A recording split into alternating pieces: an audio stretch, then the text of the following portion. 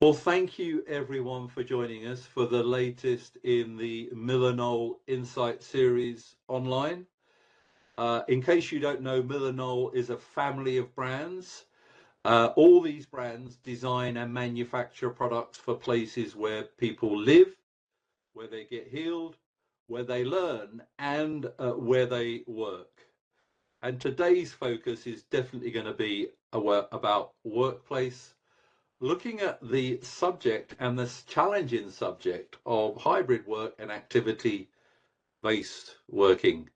And to do that, we have a guest speaker, Dr. Dan Wakelin, who has in the past been responsible for a lot of projects delivering workplace strategy and change management during his time when he was at HGC. Recently set up on his own. We wish him every good luck with that new venture. His projects have covered sectors including media, insurance, higher education, public sector, and charities. I'm really excited today to hear this subject, and I've had lots of people say, wow, that sounds a controversial subject. So Dan, over to you. Thank you very much for joining us. Thank you, Mark, and good morning, everyone. Thank you very much for joining to listen to me talking about hybrid working and activity-based working. So, as Mark said, I've recently become an independent consultant where I work on a number of workplace strategy and change projects. I recently undertook a professional doctorate, and that is what I'll be talking about today. My hope is that I can bring together academia and professional practice into the same conversation.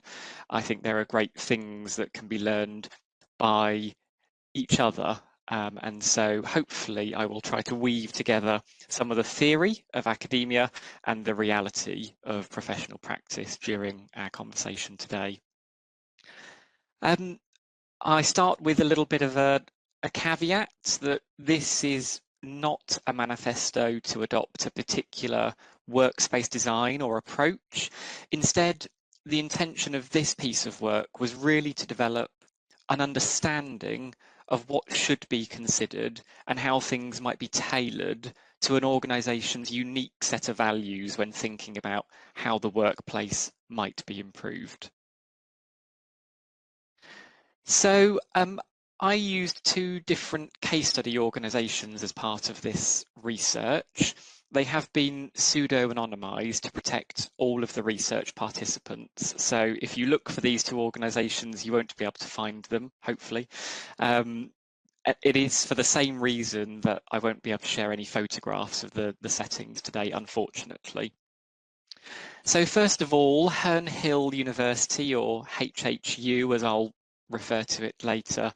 It's a post-1992 regional university here in the UK with a diverse subject base spread across a number of faculties. Back in September 2021, the Faculty of Business and Law moved into a new activity-based working space, and that was for both academic and professional services staff. The faculty had merged, and so those staff who had previously worked in business disciplines had been used to working in open plan spaces, but with dedicated desks, whilst those in the law disciplines were previously in single or shared offices with dedicated workstations. The Western Fayvel Institute then, or the WFI, is a world-leading biomedical research facility, and it houses some of the world's leading scientists who are ably supported by a group of small and dedicated operational staff responsible for areas like human resources, philanthropy, finance, legal, IT and facilities management. In 2018, a project was commissioned to improve the space inhabited by the operations team, and that came to fruition again in 2021. That project intended to create a more engaging workplace for the operations teams and to improve the connection between science and operations teams. So here comes the sort of academic side. We have to start, of course, with a little mention of methodology. So I'll just talk very briefly about this before we get into something a little bit more interesting. 3 primary sources of data as part of this research.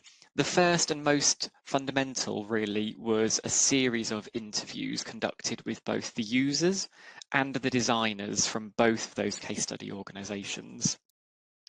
I'm going to refer a little bit later on to some of the quotes, the sort of direct quotes from those individuals, and again, to protect their anonymity, then they have been pseudo-anonymized. So I will refer to names, but they will not be their actual names. And then given that the research was really about how people occupy and use the workplace, it seems obvious, really, to also do some observations. And I was very, very fortunate to be able to spend time in both of these organisations, really immersed in the way that they work in those different spaces. And then finally, a range of secondary sources have been used to provide useful comparative or contextual information, really to reinforce some of the background to the results that I found. Some of that data was things like findings from the wider project team, meeting notes written by others, strategy documents, and even internal survey results as well. The process that I used then to analyse all of that data is something called thematic analysis, and that is the process of identifying common themes across all of the data sets, having coded everything. And importantly, this is not just looking at the words or phrases that appear most often. It's looking for a deeper understanding of what is meant and understood, and not just what is said. And so it is some of the themes that have been highlighted from that analysis that I wanted to talk about today. Another sort of academic piece then is the idea that we have to start with the definition. So starting here with a very brief definition of activity-based working, which a number of academic studies describe as being the ability for employees to decide when, where, and how they work. And that notion of choice, the freedom to choose the different settings that people are working from, is really key to activity-based working. Most of us will have seen these sorts of environments. They are usually physically represented by a more flexible workspace with a range of different settings that encourage people to move around and find a setting that is appropriate for the task that they are undertaking. Now, pleasingly, I don't have a definition for hybrid working because I thought I'd spare everybody from that, having probably been subject to much of that over the last few years. But what I do want to do is just talk very briefly about a piece of academic theory which was really crucial for me in the development of my doctoral thesis. This is a piece of research that was undertaken by French Marxist philosopher Henri Lefebvre. He talks about space as a triad, that there are 3 elements of space that come together to help us understand what space is. So he talks about the idea of conceived space, perceived, and lived. And effectively, what he means here is the conceived space is really the space of planners and managers and those who are responsible for designing and planning that space. So it is the intention of the space, the things that it was designed or intended to do when it was first conceived. Perceived space then is the routines and rituals that we can observe within the space. It is the reality, if you like, of the lived experience for people in that environment. And then finally, lived space, it is the feeling that the space creates. usually as a result of its conceived and perceived space. So the intentions and those routines and rituals come together to create the feeling of a space, and it's something that we all experience when we come into a space. Now, if we think about that in terms of activity-based working, very often the intentions for an activity-based working environment might be cost saving. It might be greater flexibility. It's perhaps collaboration, and I think this one is very often quoted as being the driving force for a change to activity-based working, and we've seen over the last few years increasingly organisations stating in the media that collaboration is the reason they're coming together.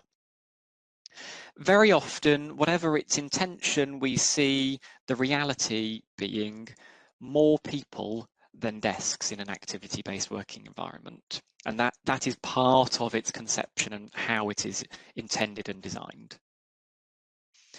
Thinking then about the perceived space of activity-based working, the routines and the rituals, what we would expect to see in these sorts of environments is people switching between settings, and those settings will be shared across teams, across the whole organisation, rather than owned by individuals. And all of this then leads us to the feeling of hopefully autonomy and choice. That will be a great outcome.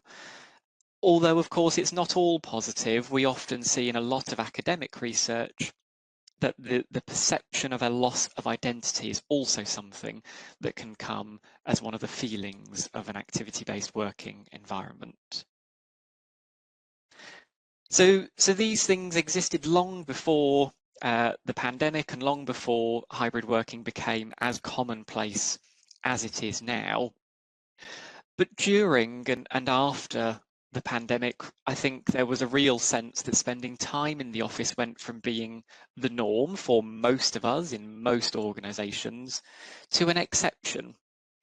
And even as restrictions were eased and now long since removed, offices continue to be far less populated than they might previously have been.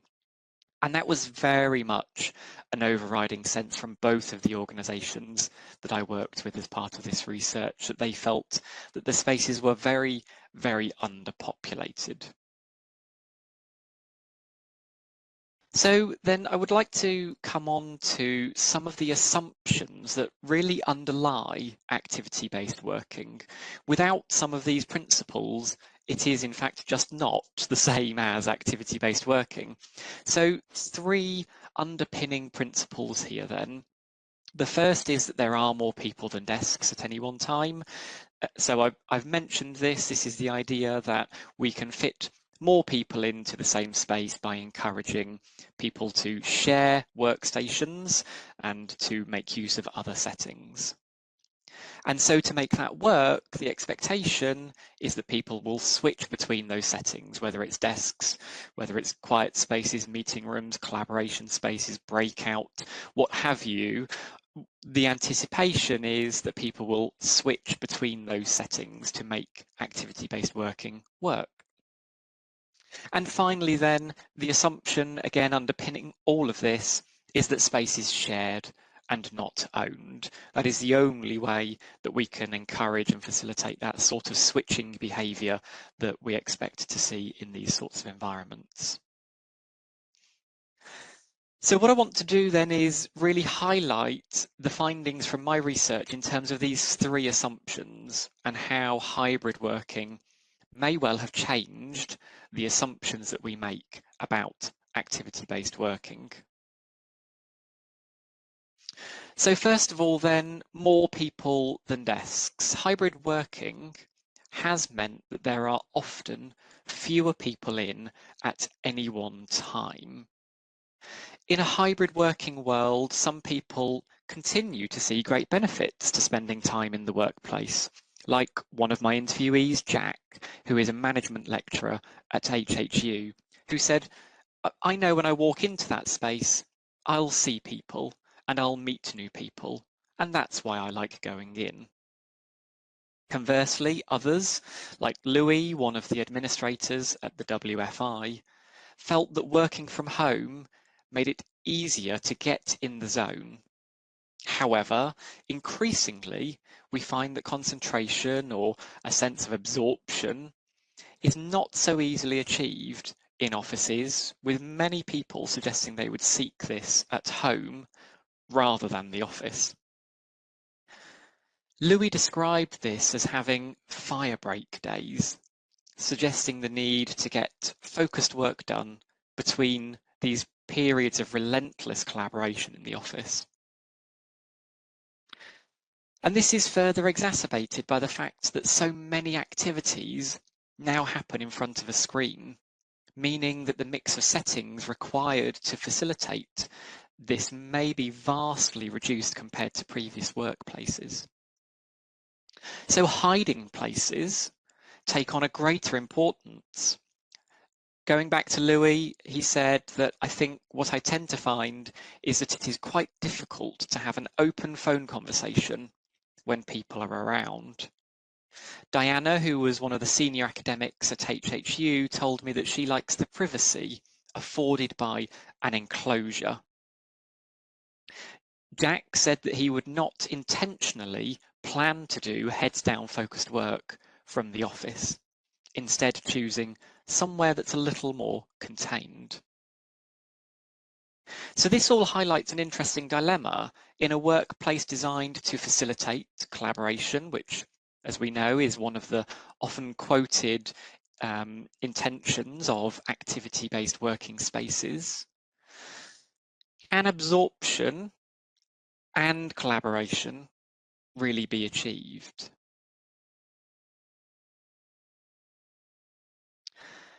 So moving on then to people switching between settings, choosing not to switch between different settings in an activity-based working environment has until now been seen as rule breaking, or I quite like the word transgression. It is a very great transgression.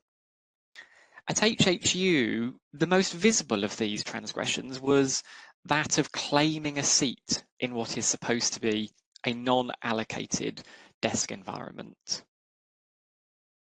Almost every interviewee that I spoke to mentioned this transgression, with several admitting that they had themselves partaken in this behaviour. The freedom to choose had resulted in people choosing not to switch. They had created their own routines.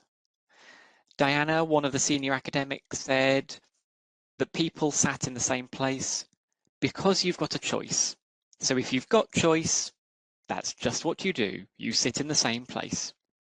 And she wasn't the only one to notice that people were choosing not to move. Some were almost apologetic, though they didn't intend to change their actions, like Lilibet, one of the student support team, who said that I tend to go to the same desk, and honestly, I'm annoyed if anybody sits there. I know I shouldn't be, because that's not the intention of agile working. Diana went a step further than simply choosing a desk. She had appropriated one of the meeting rooms. She accepted that there might be instances where she's chucked out of that room when others need it for its intended purpose. I think even her choice of language demonstrates the level to which the norm was being challenged. Appropriation suggests an acknowledgement that this sort of settling behaviour was rule breaking. However, the practice continued nonetheless. So hybrid working effectively rendered the switching rule unnecessary. Thinly populated spaces meant that there are actually more desks than people, the opposite of a traditional activity-based working environment. So the spatial practices, the routines and the rituals that I talked about earlier, they've fundamentally changed. And yet, the conception of the space, that previously accepted norm that spaces are non-allocated, that's been sustained, at least in people's minds.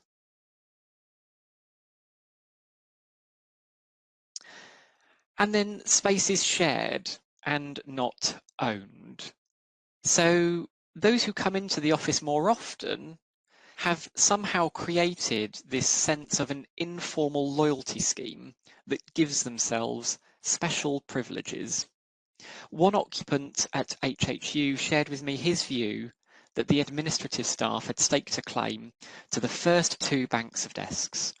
This is a view that was shared by many and one acknowledged by Megan, the administration manager. She said, even though it's agile space, the admin team has allocated the first 2 rows in the office because we are student facing. So the admin team perceived this as a perfectly logical decision, one that was rooted in what they needed to do in order to do their job. The adjacency to a reception desk acted as a sort of anchor that meant it was easier for them to be sat there than at any other part of the office. And of course they weren't alone, but what was interesting was the difference between individuals who had simply found a routine and settled on a certain desk, and the administrative staff who had appropriated the first 2 banks of desks. It seems that the admin team was a larger and therefore more noticeable appropriation of space. The irony, of course, being that many people were themselves settling in individual spaces, but at the same time took umbrage at this appropriation of the 2 whole banks of desks for the admin team, which they all felt was at odds with the intention of the space. So perhaps those individuals were willing, although probably not happy, to be moved on where their rule breaking caused an inconvenience to others, whereas the admin appropriation was not just more visible, but also more enduring. One new member of academic staff reflected on their early experiences of the space, where he was told in no uncertain terms that he could choose anywhere to sit, providing it wasn't within the first 2 rows of desks. This loyalty scheme was not just about this reshaping of rules about where it was appropriate to sit. Those who were physically in the workplace had a heightened sense of community, or what we might call a sense of insideness, which those who are just visiting don't feel. So Harry explained to me that the fact that so few people were attending the office at HHU meant that those who were in had got to know each other and had become very friendly. This sense of insideness extended to socialising outside of work. He told me that he was not the type to go out with work colleagues, but that he had on at least 2 occasions gone to the pub with colleagues from HHU, something that he felt wouldn't happen in any other work environment. So we can begin to see from this the changes that hybrid working might bring to an activity-based working environment.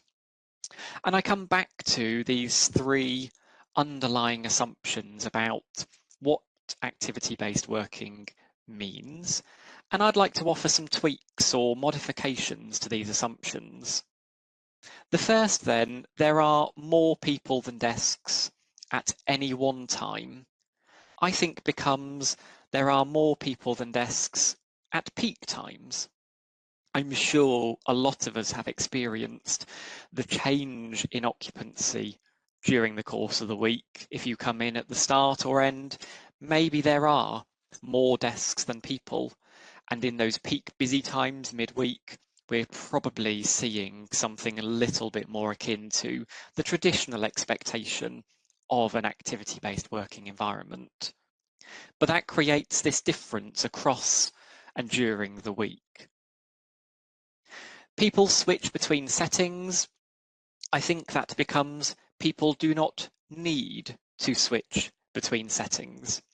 Now, that is not to say that it shouldn't still be facilitated with a range of different spaces or indeed encouraged, but that actually providing one isn't impeding the productivity of others, perhaps we don't need to switch in the same way that we might have previously. And then space is shared, not owned, but camping is acceptable.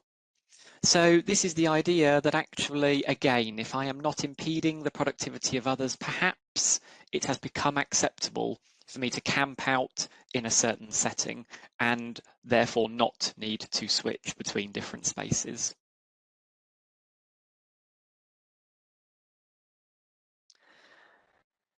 So activity-based working as we knew it then, it's changed fundamentally.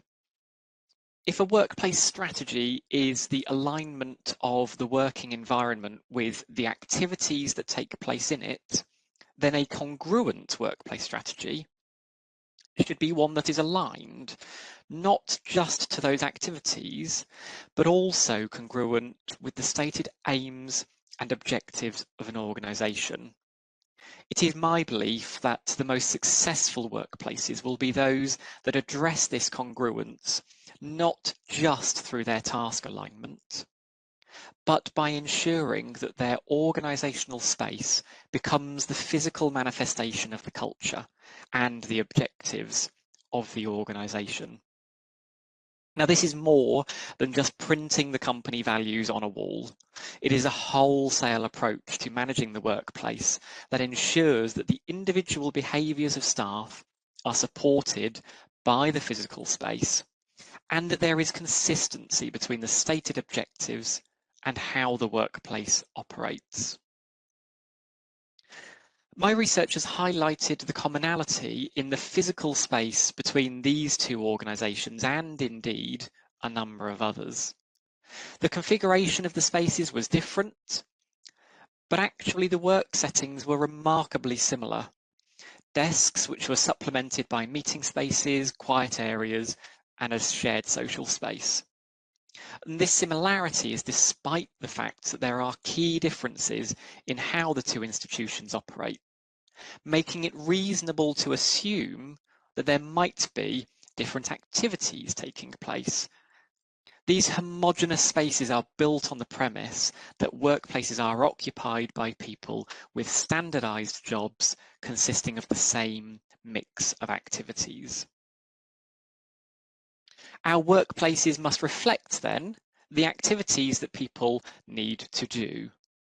All too often, these spaces are designed on assumptions about how people should work, without enough consideration for the very real and practical requirements that many of us have. And we must also acknowledge then that hybrid working has changed these needs for many of us. Now collaboration might look like sitting in a phone booth or hiding in a corner to do a call. Privacy seems on the surface at great odds with the notion of openness and transparency often associated with activity-based working.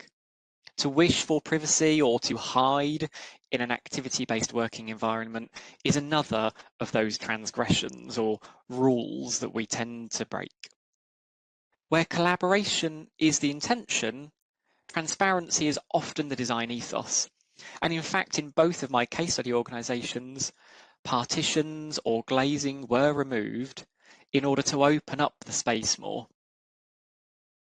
My findings suggest that these views are now outdated as a result of our changing habits of collaboration and have been superseded by a hybrid approach to interaction which requires greater privacy. There is no single layout or design for a successful workplace, and nor should there be. For it to be truly successful, it should be tailored to the specific needs of the teams and the organisation. And similarly then, we must expect different behaviours from people. I've talked today about some of the transgressions or rule breaking, which seem to me to be now out of date. Providing we are not impeding the productivity of others, we might find that camping in settings is fine, and that doing collaborative activities in spaces which look like heads down focused workspaces might just be fine too. So I leave you with those thoughts, and thank you for your time listening to me talking about activity-based working and hybrid working, and really delighted to take any questions that you might have. Thank you very much, Dan. That was great. I've made a lot of notes here, and yes, there are some questions. Just to stop one of the questions coming in, we will be sharing the slide deck afterwards as well, which is great news, and it has been recorded, and it is repeated again later if you want anyone to join that session, because it was really fascinating. Louise asks, did you find anything around how ABW influences a sense of belongingness? And does it link to that informal loyalty scheme? I love that term, by the way, informal loyalty scheme that you found for the admin staff, that actually that it felt like they were connected to each other as well. Yeah, I think there is a great risk with these sorts of spaces that people lose that sense of belonging, actually. And so this informal loyalty scheme that seemed to build up with people's greater attendance was a great way of bringing back some of that sense of belonging. But I think it can only happen in relatively small groups. It happened there because there were so few people coming together. As soon as we get a much bigger group of people, it actually becomes much harder for us to achieve that sense of belonging in these sorts of activity-based working environments. Yeah, and I think our focus recently has been something called well-being, connection, and change, and this whole idea of connection is still really important. And I guess that links to what Alan's asking: should we be looking at promoting smaller team neighbourhoods rather than larger divisional neighbourhoods? Yes, I think in short, I would say absolutely. For a lot of people, when you are coming into the office, the idea is to spend time with your immediate team and work together, perhaps collaborate together. But actually, one of the things that I think we've seen really highlighted since COVID is the idea that collaboration doesn't have to take place in a collaboration space. So the cross-desk conversations that we might have in our smaller team neighborhood are really valuable and really important and can be hugely beneficial. So that collaboration might happen at a desk. And actually, to facilitate that, these smaller team neighborhoods are probably really valuable.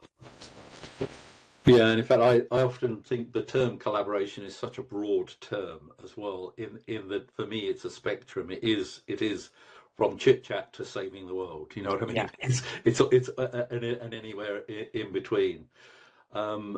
Jackie asks, is there a backlash against hybrid and ABW forcing people back in the office, real or perceived, or just business owners attempt to utilize empty estate? Yeah, this is the $1 million question, isn't it? I think there is a real backlash about hybrid working from some corners, but I do think, Jackie, it's a very good observation that it's often about the lack of use of the real estate. We see that as being a big cost, and then it's not used as effectively as it might be, and we see that, I think, as a great shame, as a great cost to organizations. But it's not just that, it's also leadership. We have to remember that this notion of hybrid working requires us to manage by outputs in a way that many leaders, many organizations have simply not been used to doing. So it is about the physical space, but it's also about the behaviors and leadership approach as well. It's really, really fundamental. Great. And another one from Alan. I get that having rules is an outdated notion, but people do like guidance. So is it the role of the workplace team to create looser protocols to manage the space? And I'm interested to know, with the work that you've been involved with, is it guidelines? Is it protocols? What's the terminology around all this? Yeah, do you know, I probably wouldn't get too precious about the terminology. I think what is important is that those are not set by only the people conceiving the space, so the workplace team or whoever it is. I think it's really important that they are co-created and that actually the staff using the spaces are going to have an opportunity to help create them.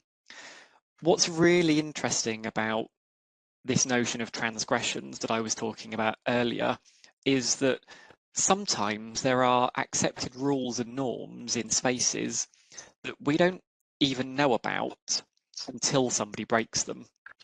And that actually it is the act of somebody breaking that rule that suddenly makes it visible and makes us realize that it was a rule to begin with. So I think there is a place for these co-created protocols or whatever we want to call them. I also think there is a place for accepting that unwritten rules have done very, very well in places like libraries, for instance, and that actually, maybe there is a combination of those two. Great, thank you. In fact, one thing that I often say is autonomy might mean choosing to do the same thing you've always done, Yeah, and that is still choice, isn't it? And I think that absolutely. and some of us love familiarity. I think that's important. Greg raises a point, and this is something that we've been talking about, and I know Greg's heard our research a lot. Isn't that the notion of smaller team neighbours create strong ties, whilst larger neighbourhoods encourage weak ties? So it's team to team Mhm. versus within the team, and we've got to make sure that isn't sacrificed. Yeah, absolutely. I think that you cannot have those strong ties with huge number of people. So I think it's hugely beneficial to have those strong ties within your team. Yeah, I think that seems to make sense to me. Yeah, and it is, and one of those things that we've been talking about is that the weak ties are really important. So it's still this isn't having everyone in their exclusive neighbourhoods. There still needs to be a town square kind of thing. I, I think that's right. And you perhaps don't build walls between these small team neighborhoods, so it still feels like you're part of something bigger, but your primary connection is going to be with your team. Okay, Simone has asked, what should we recommend for working in peak times when we have more people versus less desks, various working environments? That's a challenge. It is a challenge, and I think this is where we can still learn something from activity-based working. Actually providing settings for those different activities is still important here. So we know, I think many of us have tried to plan our week in such a way that we only do our heads down focused work on the days we're at home and our collaboration on the days in the office. It just doesn't work like that in reality. It's just never that neat. And so spaces to hide either for heads down focused work or to join a call like this one.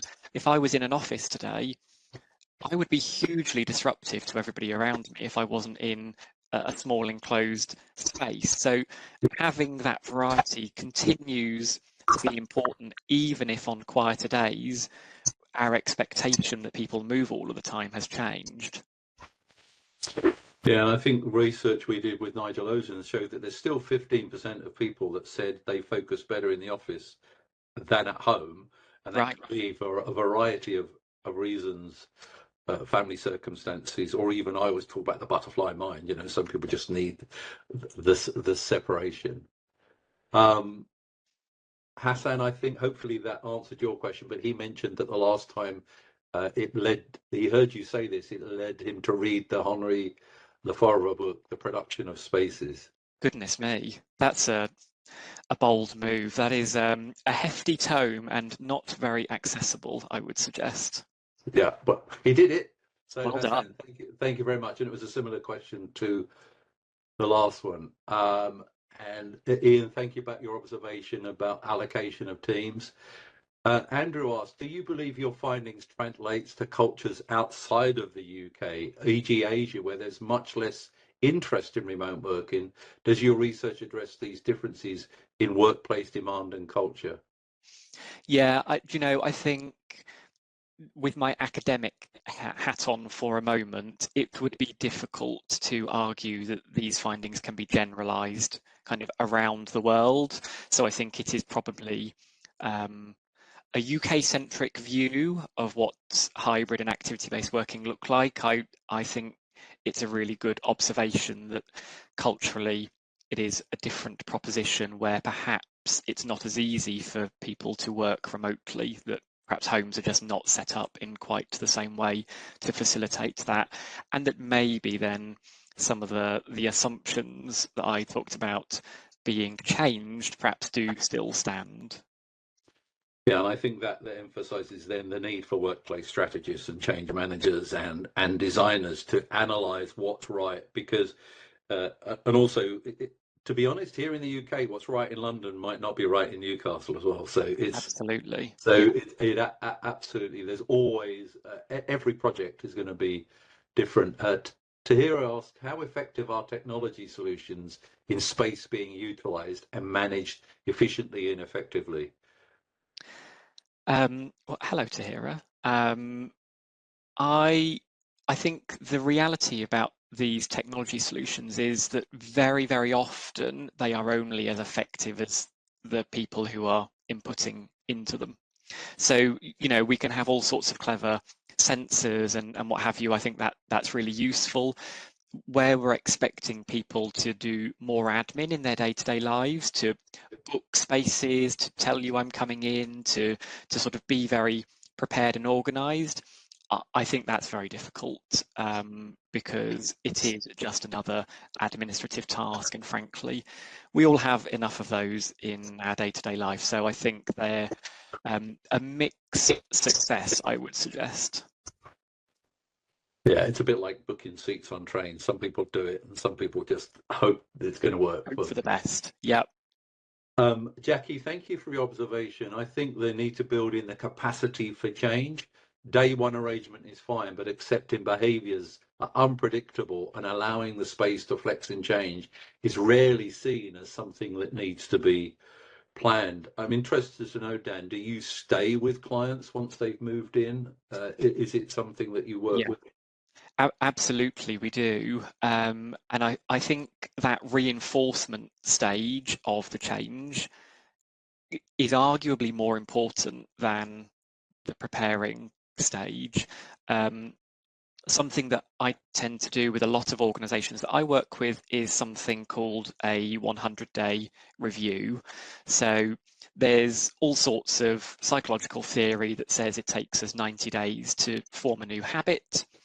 But actually, beyond that, there will still be things that we need to tweak and change. And so at 100 days, what we invite then is feedback about how the workplace has been working, how well it is supporting the activities that people are doing, and genuinely make changes and tweaks to the space and the behaviours as a result of that feedback, having had a decent amount of time experiencing it.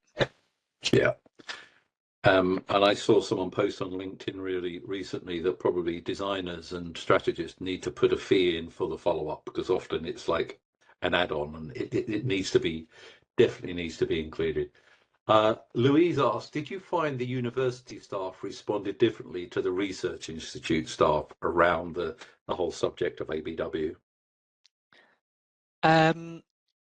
I don't think there was particularly a difference between these two organisations. The Research Institute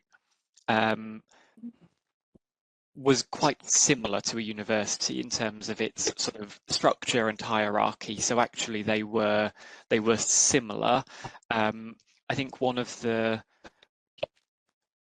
things that made them similar was there is a very real sense of difference between professional services staff and academic staff in a university. And that was mirrored in the Research Institute between operations and scientific staff. So that there was quite a bit of commonality actually between those two organisations.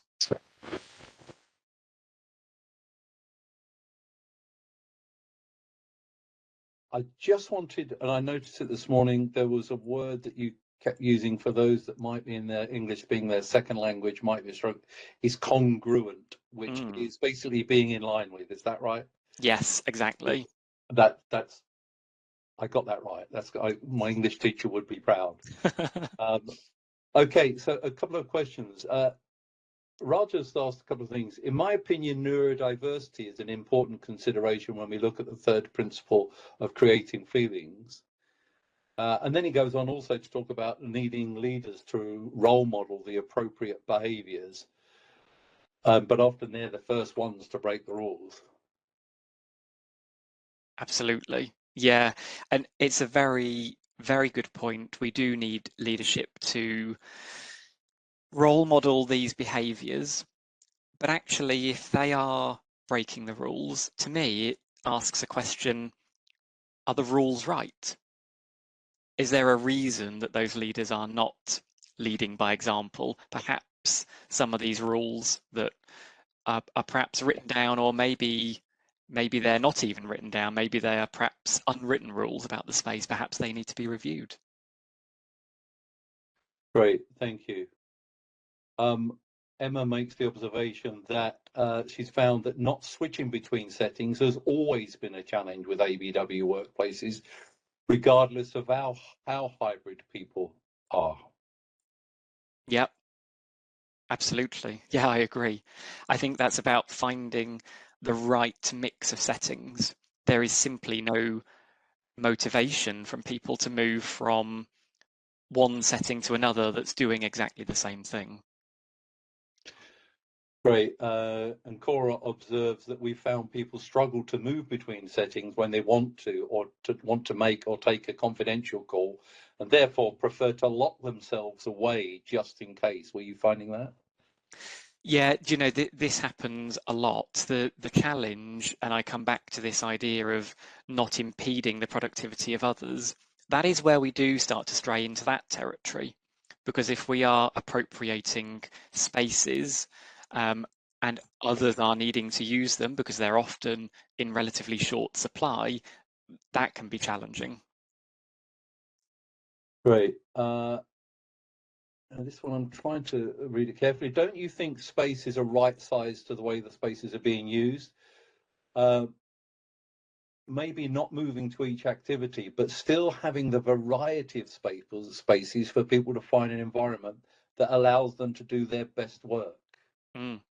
Yeah, and you know, I think often we become driven by the idea that we need less space, and actually, in order to do that well, we might need the same, we might even need more space as we provide a greater variety of settings. Great, thank you. Was there any behavioural change support provided in moving to ABW, and were they robust change and engagement programs, or simply a comms plan? Were you able to go back and look at that? So at the WFI, there was a comprehensive change program that supported that move, and it was genuine engagement. At HHU, there was not. It was just some comms. So very, very different approaches taken at those two organisations in terms of that change and engagement piece. Tara says we find everyone wants a desk with a screen as the number of video calls is high. Yeah. Didn't seem to be the case when everyone was in on 5 days. Most teams are in one day a week and camp out because we don't have a one-to-one ratio. How can we best accommodate this new need while still providing teaming and collaborative spaces? Well, that's a month's work there for you, Dan. Yeah, absolutely. Yeah, give me a call. It's a really good point. I think we were talking in this morning's session about the need for teams to continue to come together. And so having these sort of anchor points or neighborhoods or whatever the right language is for teams to come together, because actually that collaboration can happen across a desk. And so the sort of the chatting, the overheard conversations, super important, and they often don't happen in what we might think of as a collaboration space. Thank you. These are coming in thick and fast. From Clark, have you observed more intentional actions to guide when people do come into sites to be together and collaborate? Say that one again, Mark, sorry. Have you observed more intentional actions to guide people when they come into sites to be together and collaborate? No, I'm not sure that I have. I think there is, in a lot of organisations, a sense that people will just figure it out, and I suspect that that guidance is probably what's missing. Thank you. Zach says, I'm curious to know how you have assessed the effectiveness of the ABW implementation. Many of these insights sound to me like an organisation has taken a standardized approach or a one-size-fits-all.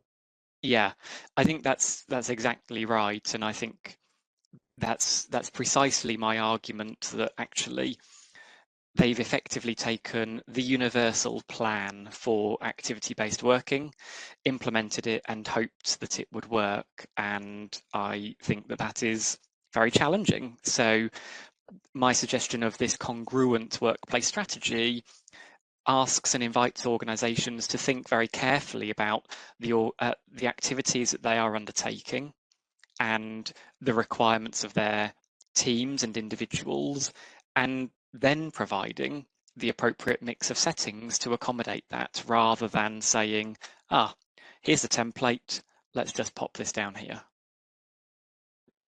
Okay, thank you. Lorraine says, and I'm not too sure which country Lorraine's based in, but she said, how do you think recent government directives regarding 60% office attendance will impact or impacts behaviours? Ooh, interesting. I don't know where these directives are, so I probably can't comment authoritatively, but I suspect that if there is a mandate, that is always something that scares me a little bit, because you will get, in most cases, the behaviour that is expected, but you won't get great levels of engagement, retention, or or motivation. So that's, yeah, very challenging. Yeah, it is that. I often think about it's mandates. That autonomy is freedom within boundaries, and anarchy is freedom with no boundaries. So Right. it has to be, sometimes there's kind of boundaries, but they need to be a motorway rather than a railway track, is what I Yeah. often say. That there is a little bit of freedom around that. Renita mentions it's a tough balance in open workspaces with introverts and extroverts. Any views on that? I'm sure that's a subject you will have discussed with your clients. Yeah, it is. And I think we should be slightly careful about um, going too far into the stereotypical needs for introverts and extroverts. Introversion and extroversion is really about where people get their energy from. It is not about introverts not wanting to engage with people, which I think is a common misconception. So actually, both introverts and extroverts may well need the same spaces. They may wish to use them in sort of different amounts or at different times. But I think, again, the key here is providing those different types of spaces to support different activities. And it does link as well to the earlier point about neurodiversity, which I know is the topic of your next Insight series, Mark, because providing different types of spaces can only be beneficial in terms of neurodiversity as well. Great, thank you. Tara says, do you recommend neighbourhoods for free address hybrid teams? Yeah, I do. There are, I can count on one hand the number of organisations where I have seen complete free address working successfully. I think we need the sense of belonging that comes from spending time with our immediate team, and the benefits of the quick chats and the collaboration that we might achieve from those sorts of neighborhoods. Again, we talked this morning about the sort of the strong and the weak ties, and that actually those strong ties are encouraged and facilitated by neighborhoods and or team zones or anchor points or whatever the sort of the right terminology is for your organization. But yes, I do think that they're very, very important. Yeah, and we kind of moving slightly off topic on some of these, but with your experience, I'm sure you won't mind being challenged with some of these. Paul asked a question which I saw a big debate on LinkedIn on this the other day. Have you had or seen success with providing alternative ways for allowing people to personalize their workplace when people lose that? When they don't have an assigned workstation. Where do I put the picture of my family dog? Is a question I hear regularly. Yeah, yeah. I think lockers can be very useful in this regard. That's somewhere that in a number of organizations I've worked with, we've encouraged people to use that space to personalize. But also, I think there's kind of two things. There is the ability to personalize at a team level. So I think spaces that are designated for teams to personalize and put team photos, the kind of snacks, that's an important piece as well. Whatever it is that your team wants, I think having the space for that could and should be facilitated. But also individual personalization can, if it feels very important to people, be done on a day-to-day basis without an allocated setting. There's no reason why in the sort of toolbox of things that you might bring from your locker, you don't have a photo frame in that, or whatever it is that you particularly would like to have on your desk at any given time. Thank you. And Jennifer, I hope that answered your question as well about that kind of ownership of space. Susanna asked, what are your thoughts on the required change management initiatives that are required for this model, and how do you measure success? So I think the simple answer is change management incredibly important in order to really embed these sorts of schemes. I think it's some work up front in order to do that, but I think the reinforcing stage is equally, if not more important, and often a lot of our attention goes into the preparing for a change phase up front, and it becomes very easy then for behaviours to snap back once they're in a space because we've not fully reinforced that change when people are actually in a new environment. In terms of measuring success, again, this is where that idea of congruence and alignment is really important.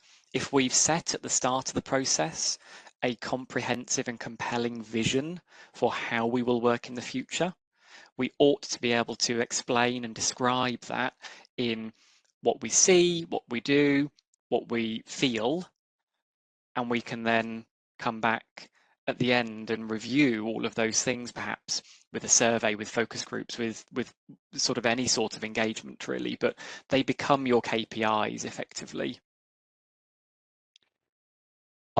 This is a really deep one, and I kind of like this one from Ian. I believe that many people prefer not to attend offices because of the nature of the organisations. I guess that's saying it's not always the space, and how they've changed over the last 50 years. Well, as someone who celebrates his 50 years at work this year, I can't be many of us like that. But the change of the title from personnel to human resources says it all. People don't feel valued as humans. They're just seen as tools to be used. Lefebvre would probably enjoy some of those views, I would think. But do you find that it's as much about the culture as the place? Absolutely, and this is really the point about congruence. If we create a workplace that is very flexible, encourages movement, provides all of these wonderful settings, but the culture is one of command and control, it is one of managing by presence, it won't work. They are incongruent. That will feel hugely uncomfortable, and people won't use the mixer settings because they'll know that they're being judged for not being sat in front of their immediate boss. So that congruence is very, very important for exactly that reason, because your space is the physical manifestation of your organizational culture. It says something about your organization. Okay. This probably isn't related necessarily to your research, but you probably would have worked with clients where it's been used with regards to prop tech and booking systems, Mm. and even AI generated. I just seen the new Microsoft Places thing, which is an AI generated tool that says, Dan's in today, you might want to go and sit with him, kind of thing, or might not, who knows? But so what part does tech play and booking systems play in either activity-based working or hybrid? And are you seeing more of that being used? Yeah, I think my view on this has changed over time. Pre-COVID, I would not have advocated booking systems at all. I think at that point, my argument was that it reinforces the idea that there won't be enough space because actually you need to book in order to find space. During COVID, then that view changed because we needed the comfort of knowing that we were going to be able to have the right space and probably a socially distanced space and what have you. So there was really a strong rationale behind booking systems at that point. It feels to me as though we've come to a point in time where actually the former begins to be true again, and that booking systems actually just become another administrative burden for us. That it's another piece of admin that each of us have to do every day to say, I'm coming in, and then I've got to look through all of that data to figure out who else is coming in with me. Great, thank you. There's just so many questions I'm trying to work out. And Rick made an interesting observation. It sounds like we need ABW2, and it needs to address private and semi-private settings to address this newer hybrid world. Are you seeing that happening, where people are readdressing the settings that already exist? But I think that has neatly encapsulated me talking for 30 minutes in one sentence. So that's wonderful. Yeah, I think we're beginning to see green shoots of this happening. Organizations are adding in more of these private settings. But it comes back to behaviors again, doesn't it? And culture, because I think it has to be acceptable to come into an office and use those settings. And so we've got to get out of the headspace of you're in the office and so all you're going to do is collaborate in person all day, because sometimes we're collaborating in those private or semi-private spaces as well. So it does require a bit of a mind shift as well. And I think something we talked about this morning, that it's not permanent as well, in so much as there needs to be an assessment and a change. And I think you talked about something about the 100-day rule. Yeah, exactly. So we very often with clients that I work with, we do something called a 100-day review. So there's some theory to suggest that it takes us 90 days to form and embed a new habit. And so in that time, we will have adjusted, in theory, to working in a new space. But there will still be things that don't work, and there will be tweaks that need to be made. So at 100 days, we spend time going back to those organizations and asking them what's working well, what should we leave, and maybe what does need to be tweaked or changed or rethought, or maybe behaviours need to subtly shift. And that's the point at which we should genuinely be making further changes, because, as you say, Mark, organisations continue to change and we won't get it all right in that conceiving stage. The practices will evolve and we should adapt to those. Yeah, I always say the most unpredictable part of projects is not the costs or the time scale or delivery or that, it's the people, because that's often. I'm going to leave ask one last question and let people move on from Hadley. Many CFOs and real estate professionals are looking at percentage utilization and number of people using the space as a metric of success. However, these metrics leave out some of the factors of engagement and motivation that you mentioned. Can you speak to ways to help organizations see the value of spaces, even if they are not fully occupied? Yeah, this is one of the biggest challenges, and I think it comes back to having that compelling vision of how you are going to work. I think that is the only way that you can argue against a setting not being fully utilised. So if we think about that sort of North Star that says this is the way that we're going to operate as a business or as an organisation, and therefore here are the spaces that we need in order to support that, it might become okay that some of those spaces are not always utilised. Dan, thank you very much. Lots of questions, lots not answered. I'm going to share the chat with you because you need to have a look at the questions. Thank you for joining us today, Dan, and thank you everyone who has joined us.